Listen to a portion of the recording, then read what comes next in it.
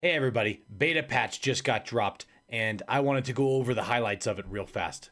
And I think this is something that they're really going to start working on a lot here. It says this patch brings in some structural work called badges. Badges may appear at the end of a run.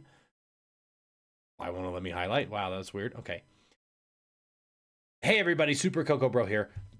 New beta patch for the Slay the Spire folks out there, and they're working on something called badges. And badges may appear at an end of a run, noting various things that happen during a run, like defeating a boss without losing HP, beating the game quickly, specific Easter eggs, or pointing out that you forgot to spend your gold.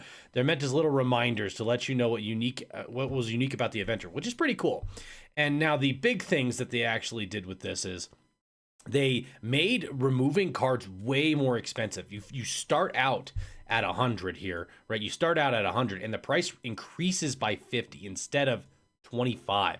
So that's a huge difference. Starting out at 75 and now starting at 100 instead, and then increasing by 50. So it's like a monumental change.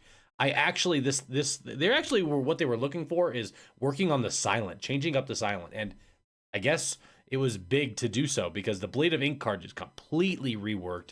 It's no longer whenever you play an attack, you gain strength this turn. It's actually now completely different. You add inky shivs into your hand. And the inky shivs do 2 additional damage of what a normal shiv does and applies weak, which I think is so much better. It's just really cool that they did that. Borrowed Time is like the most reworked thing for the Necrobinder. It used to apply 3 doom to yourself and gain 1 and then 2 energy when you upgraded it.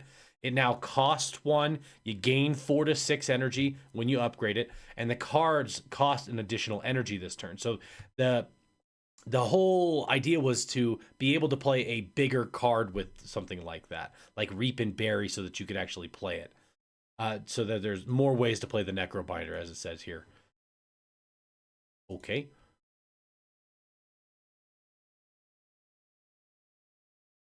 Right, as it says right here. So now they reworked the Doormaker. The Grasp turn, which was the turn which the energy was increased by 1 for the first card that you played. Now it's whenever you play a card, you lose 1 energy. That makes this fight so much harder. And I do agree with what they were saying that the Grasp turn was underwhelming. It did lower the difficulty of the fight because that was basically the turn in which you just went all out on the Doormaker. But now with this, man, that is a difficult problem to solve. Like it says, it's a puzzle over here. And I think that actually is man, I don't know about it yet. I haven't actually tried the fight yet, but that is way harder. The Silent got buffed. Leading Strike is getting closer and closer to being Blade Dance. There's 2 shivs you get from it, and the damage is decreased from 7 to 3. So you get 2 shivs instead of doing 7 damage. So you're doing 3 damage in 2 shivs. Nerfed Speedster, which hurts because I love Speedster, but the damage was a lot. If you got a really good draw build, it just kind of was OP, really. You get a couple of those in your deck, you're dealing 6 damage every single time you draw a card. Untouchable, I really, I think it was a little bit too overpowered to be able to just discard the card. It was 2 costs, but when you discard the card, it's already better than a defend. And now it's basically in alignment with a defend, but it can be for free, which is good. They changed the History Course relic. So when you play a copy of an X cost card, it now uses the current energy that you had for the X value instead of the energy spent last time the card was played. So the copy is still free though. Now, this is kind of scary. The Skulking Colony just got way harder. Tax every single turn. You can't beat it until you have what?